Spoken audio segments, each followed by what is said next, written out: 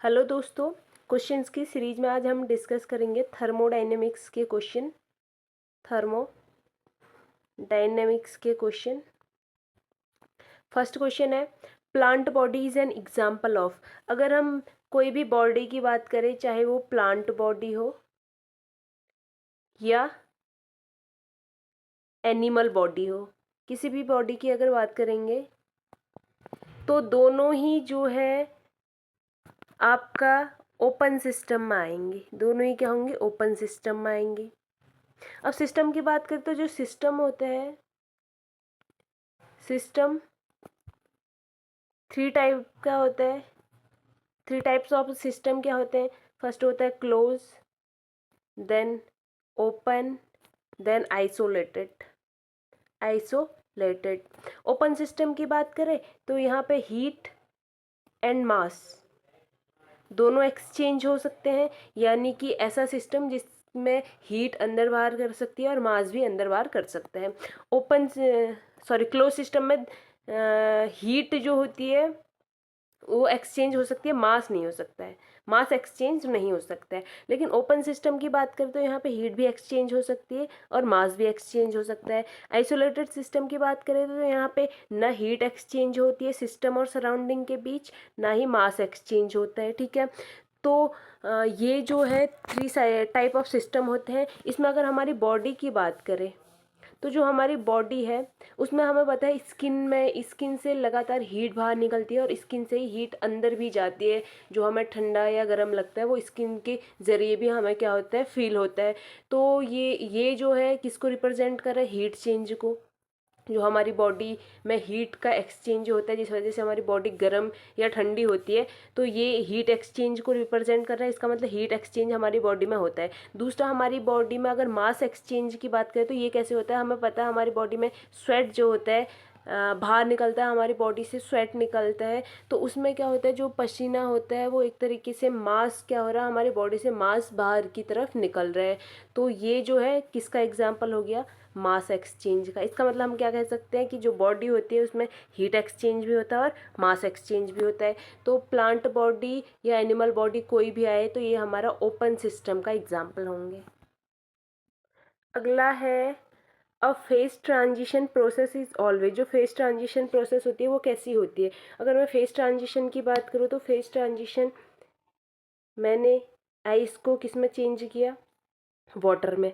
लेकिन ice water में कब चेंज होगा? जब हम इसको एक पर्टिकुलर टेम्परेचर देंगे, एक फिक्स्ड टेम्परेचर पर, यानी कि एक कांस्टेंट टेम्परेचर पर जो कि 0 डिग्री सेल्सियस होता है। और यहाँ पर टेम्परेचर कितना रहना चाहिए? 180 टेम्परेचर रहना चाहिए। इसका मतलब टेम्परेचर भी यहाँ पे क्या होना चाहिए? कांस्टेंट होना चाहिए और प्रेशर भी कांस्टेंट होना चाहिए। तो जो फेज ट्रांजिशन होती है, जब एक फेज दूसरे फेज में चेंज होती है तो उस दौरान हमें टेम्परेचर भी कांस्टेंट चाहिए होता है और प्रेशर भी। टेम्परेचर अगर कांस्टेंट होता है तो इसके लिए हम टर्म यूज़ करते हैं आइसोथर्मल, एंड प्रेशर जब कांस्टेंट रहता है तो हम इसके लिए टर्म यूज़ करते हैं आइसो बार। ठीक है, तो यहाँ पे क्या होगा? ये आइसोथर्मल भी होगा और आइसोबैरिक भी होगा। Isobaric means pressure constant, isothermal means temperature constant. तो फेज ट्रांजिशन आइसोथर्मल भी रहता है, आइसोबैरिक भी रहता है। क्वेश्चन है, the correct statement for any cyclic thermodynamics process. जो साइक्लिक थर्मोडायनेमिक्स प्रोसेस होती है वो कुछ इस तरीके से होती है, जैसे ए से बी बना, बी से सी बन गया, फिर सी ए में कन्वर्ट हो जा रहा है। ठीक है, तो इस दौरान जो वर्क होता है, वर्क में जो चेंज होता है वो तो एक वैल्यू होती है, यानी कि पॉजिटिव रहता है। और हीट की बात करें तो हीट भी चेंज होता है, मतलब जो वर्क है उसकी जो वैल्यू होगी वो भी चेंज होगी, हीट भी चेंज होगा। लेकिन अगर कोई स्टेट फंक्शन है, स्टेट फंक्शन मेन टू से जो स्टेट पर डिपेंड करता है, यानी कि यहाँ से कहाँ पहुँचा है उस पर डिपेंड कर रहा है। यहाँ से ए बी पे पहुँचेगा तो स्टेट फंक्शन चेंज होगा, बी से सी पे पहुँचेगा तो चेंज होगा। लेकिन यहाँ से ए से सी लास्ट में किस में कन्वर्ट हुआ है? ये ए से ए में ही कन्वर्ट हुआ है, तो स्टेट फंक्शन इस केस में चेंज नहीं रहते हैं, क्योंकि ए की जो स्टेट होगी लास्ट में भी ए की स्टेट वही रहेगी, इसलिए इसको स्टेट फंक्शन कहा जाता है। डब्ल्यू और क्यू का पाथ फंक्शन होते हैं। यहाँ पे पाथ तो कुछ ना कुछ अटेंड किया है, मतलब कुछ ना कुछ पाथ देखने को मिला है, तो डब्ल्यू और क्यू तो चेंज होंगे, लेकिन जो स्टेट है वो ए से ए में ही आ गया है तो स्टेट फंक्शन चेंज नहीं होगा। और यहाँ पे जो ऑप्शन दिए हैं, ऑप्शन में जो यू इंटरनल एनर्जी है वो हमारा स्टेट फंक्शन है, स्टेट फंक्शन है। और जो हमारा एंट्रोपी होती है वो भी हमारा स्टेट फंक्शन होती है, ठीक है। जो हमारी एनर्जी का एक टर्म होता है ए, वर्क फंक्शन, ये भी स्टेट फंक्शन रहता है। और जो भी मतलब ये इस तरीके के फंक्शन होंगे जो सिर्फ स्टेट पर डिपेंड करेंगे तो हम उनको स्टेट फंक्शन कहेंगे। और अगर डब्ल्यू की बात करें वर्क, तो ये पाथ फंक्शन होता है। और क्यू जो चार हीट है वो भी क्या होती है, पाथ फंक्शन होता है। तो क्यू और डब्ल्यू में तो चेंज हो सकता है, लेकिन जो यू है उसमें जो चेंज है वो जीरो के इक्वल होगा। तो यहाँ पे जो यू इंटरनल एनर्जी में चेंज है वो यू जीरो के इक्वल होगी, यही करेक्ट होगा। अगला क्वेश्चन है during isothermal expansion of an ideal gas which of the following happen. इनमें से क्या होगा जब आइसोथर्मल एक्सपेंशन होगा, क्या होगा आइसोथर्मल एक्सपेंशन के दौरान ideal gas which of the following happen, इसमें से क्या होगा। Temperature does not change. देखो आइसोथर्मल है तो टेम्परेचर तो कांस्टेंट रहेगा, टेम्परेचर क्या रहेगा, कांस्टेंट रहेगा, ठीक है। तो टेम्परेचर चेंज नहीं होगा, ये तो बिल्कुल करेक्ट है। और इसने पूछा क्या है, इसमें से क्या होगा, तो ये पहली चीज़ तो होगी। फिर दूसरा है process is spontaneous. Isothermal expansion की जो प्रोसेस होती है वो स्पॉन्टेनियस होती है, तो ये भी करेक्ट होगा। फिर उसके बाद है the energy of the system does not change. Temperature change नहीं होगा तो एनर्जी जो चेंज है वो भी आपको देखने को नहीं मिलेगा, ये भी करेक्ट है। आइडियल गैस की बात हो रही है इसलिए ये सारी चीज़ें आइडियल गैस के लिए डिस्कस की जा रही है। एंट्रोपी इंक्रीज होती है आइडियल गैस के लिए। जो आइसोथर्मल एक्सपेंशन होता है, एक्सपेंशन में इनटू से इधर पे ये क्या है पास में है तो यहाँ पे एक्सपेंशन होता है तो दूर जाते हैं तो डिसऑर्डरनेस इंक्रीज होती है, डिसऑर्डरनेस इंक्रीज होगी तो एंट्रोपी इंक्रीज होगी। तो एंट्रोपी इंक्रीज होती है, यानी कि सारे जो पॉइंट है सभी करेक्ट है, सब होते हैं। तो ये जो हाँ आंसर रहेगा ऑल ऑफ द अबव रहेगा। अगला है इंटेंसिव वेरिएबल। इंटेंसिव वेरिएबल इसमें से कौन सा होगा, इंटेंसिव वेरिएबल वो होते हैं, देखो एक्सटेंसिव वेरिएबल की बात करें तो एक्सटेंसिव जो वेरिएबल होते हैं, एक्सटेंसिव वेरिएबल वो डिपेंड करते हैं क्वांटिटी पर, वो डिपेंड करते हैं क्वांटिटी ऑफ मैटर की क्वांटिटी पर डिपेंड करते हैं। लेकिन अगर इंटेंसिव की बात करें, इंटेंसिव वेरिएबल की बात करें तो ये क्वांटिटी ऑफ मैटर पर डिपेंड नहीं करते हैं, ठीक है। अब मैं बात करूँ वॉल्यूम की, तो वॉल्यूम क्वांटिटी पर डिपेंड करता है, क्वांटिटी ज़्यादा होगा तो वॉल्यूम ज़्यादा होगा, क्वांटिटी कम होगी तो वॉल्यूम कम रहेगा। तो वॉल्यूम तो एक्सटेंसिव हो गया। अब उसके बाद डेंसिटी की बात करें तो डेंसिटी जो होता है वो डिपेंड नहीं करती है क्वांटिटी पर। अगर कोई मैंने एक कंपाउंड लिया वो इतना सा है और फिर इस कंपाउंड की क्वांटिटी मैंने अगली बार ज़्यादा ली, तो इसमें जो डेंसिटी आपको देखने को मिलेगी, अगर ये दोनों सेम कंपाउंड है तो जितनी डेंसिटी इसकी होगी उतनी डेंसिटी इसकी भी आपको देखने को मिलेगी। यानी कि अमाउंट बढ़ा भी दोगे तो इसकी जो डेंसिटी है उसमें फ़र्क पड़ने वाला है नहीं, डेंसिटी सेम ही रहेगी। तो यहाँ पे जो डेंसिटी है वो हमारी इंटेंसिव प्रॉपर्टी होगी, यानी कि करेक्ट होगा। प्रेशर और टेम्परेचर की बात करें तो हमें पता है कि टेम्परेचर और जो प्रेशर होता है वो अमाउंट पर डिपेंड नहीं करता है। जैसे मैं अगर बात करूँ, मैंने आइस को वाटर में चेंज करना है, आइस को लिक्विड वाटर में मैंने चेंज करना है, और इस दौरान सबसे पहले जो आइस का अमाउंट है मैंने 2 kg ले लिया, फिर मैंने 1 kg आइस को लिया, ठीक है। अब दोनों में ही मुझे टेम्परेचर कितना रखना पड़ेगा, 0 डिग्री सेल्सियस। मैंने प्रेशर कितना रखना पड़ेगा, 1 atm। इसका मतलब जो यहाँ पे टेम्परेचर और प्रेशर है क्या वो इसके अमाउंट पर डिपेंड कर रहे हैं, नहीं। 2 किलो को भी 2 किलो आइस को भी मेल्ट करने के लिए मुझे 0 डिग्री सेल्सियस टेम्परेचर ही चाहिए, 1 kg आइस को भी मुझे मेल्ट करने के लिए 0 डिग्री सेल्सियस टेम्परेचर ही चाहिए। इसका मतलब ये जो प्रॉपर्टी होंगी ये भी इंटेंसिव होगी, ये भी अमाउंट ऑफ मैटर पर डिपेंड नहीं करेंगी, क्वांटिटी ऑफ मैटर पर डिपेंड नहीं करेंगी। अगला क्वेश्चन है for a ideal gas P external दिया है, यानी कि प्रेशर दिया है, गैस एक्सपेंड होती है 2 लीटर टू 10 लीटर, 2 लीटर से 10 लीटर गैस एक्सपेंड हो जाती है। इस दौरान कितना वर्क हुआ होगा वो निकालना है किलो कैलोरी में, ठीक है।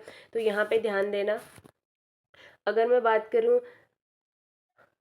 डब्लू की, तो डब्लू होता है हमारा माइनस पी डी वी।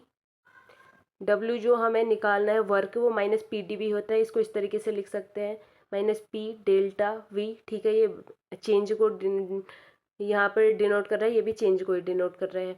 तो यहाँ पे डब्लू की वैल्यू हो जाएगी, पी कितना दिया है प्रेशर हमें 5 atm, और जो डेल्टा वी है वो क्या होगा V2 माइनस V1। V2 हमें क्या दिया है, बाद में कितना हुआ था 10, और पहले कितना था 2। तो यहाँ पे V2 माइनस V1 यानी कि 10 माइनस 2, ये जो वैल्यू दी है वो लीटर में दी है। तो यहाँ से हमारा W जो होगा वो आएगा, यहाँ से यहाँ पे 8 आ जाएगा, 8 5 जाए माइनस का 40 लीटर एटमॉस्फेयर। ठीक है, अब हमें किलो कैलोरी में निकालना है, तो एक फॉर्मूला होता है लीटर एटमॉस्फेयर को किलो कैलोरी में चेंज करने का, वो होता है, देखो सीधे तो लीटर एटमॉस्फेयर को किलो कैलोरी में चेंज नहीं किया जा सकता।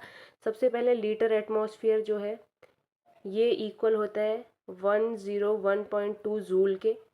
ठीक है, और फिर ये जो जूल होता है इसको हम किलो कैलोरी में चेंज कर लेंगे। इसको देख लेते हैं। तो अगर मुझे इसको जूल में कन्वर्ट करना है, तो लीटर एटमॉस्फेयर को मुझे इतने से क्या करना पड़ेगा, मल्टीप्लाई करना पड़ेगा, क्योंकि जूल में चेंज करना है।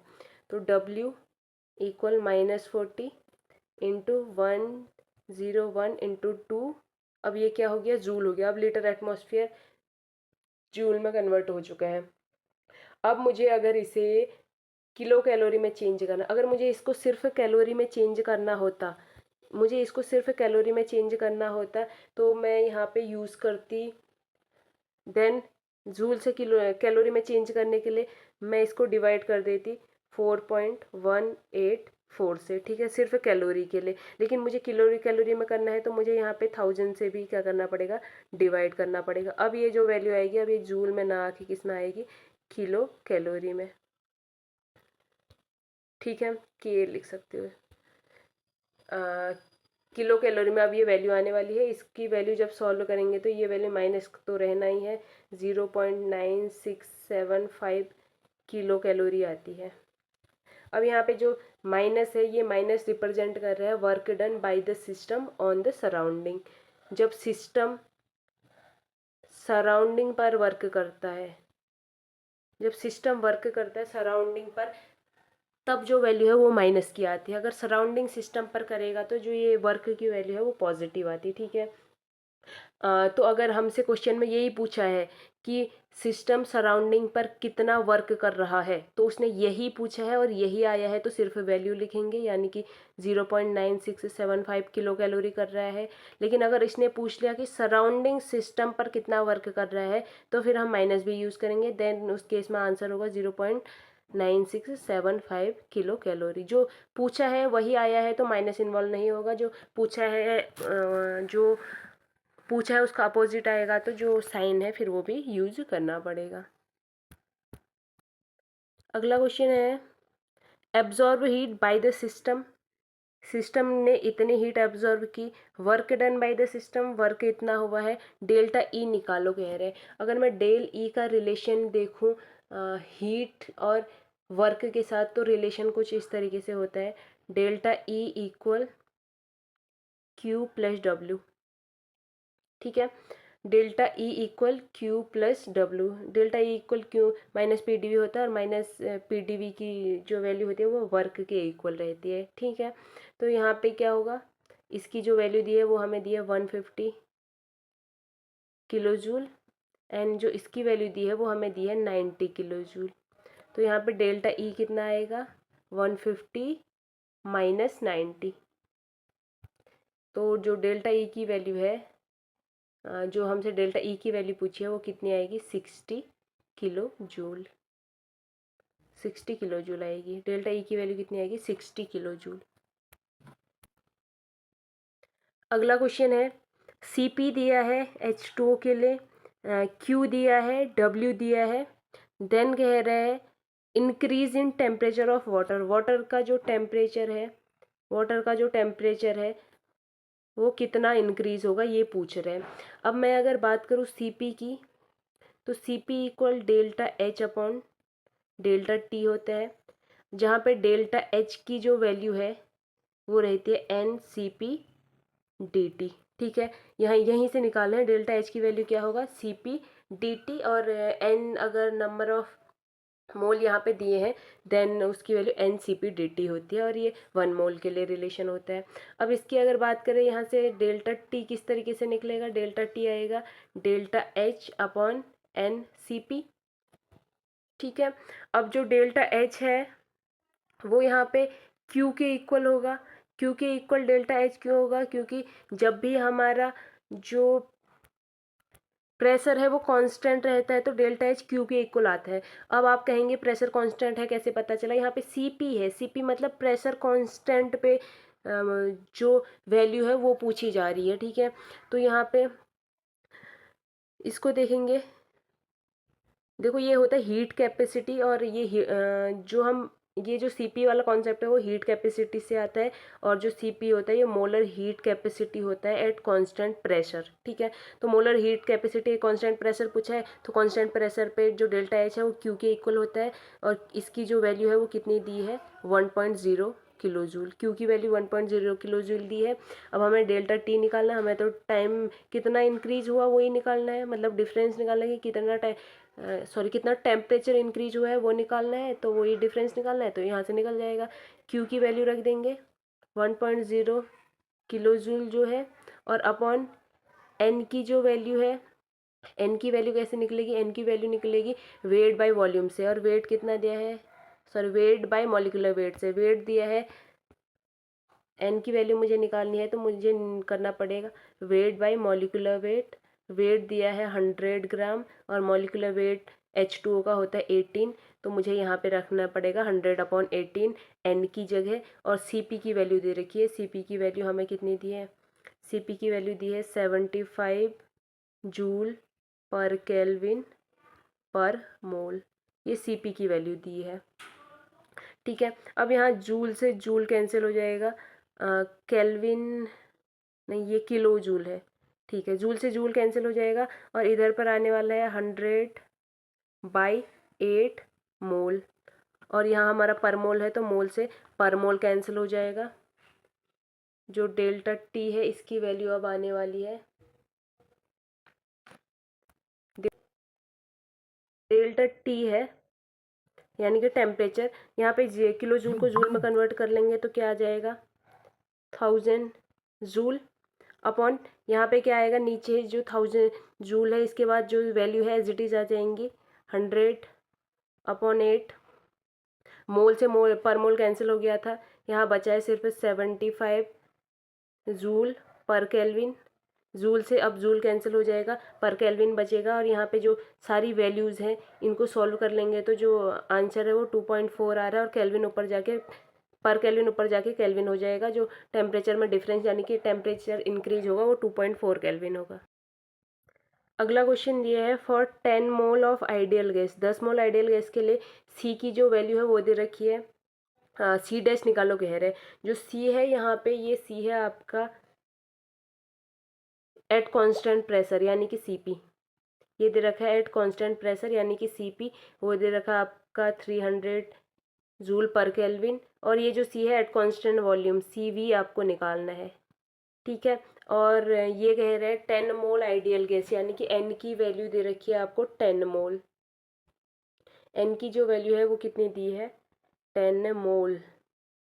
अगर CV और CV के बीच रिलेशन की बात करें तो CV जो होता है CP minus NR, CP minus NR होता है। ठीक है, अब CP माइनस NR होगा तो यहाँ पे वैल्यू रख ले, CV इक्वल CP की जो वैल्यू है वो कितनी है, नॉर्मली हमारा जो ये फार्मूला मैंने कहाँ निकाला, नॉर्मली जो हमारा फार्मूला होता है CP माइनस CV इक्वल क्या होता है NR। CP minus CV equal NR होगा तो जो CV की वैल्यू है वो क्या होगी CP माइनस NR। तो CP की जो वैल्यू है वो रख देते हैं 300 जूल पर केल्विन, 300 जूल पर केल्विन। उसके बाद माइनस NR की वैल्यू, N कितना है, N 10 दिया है 10 मोल।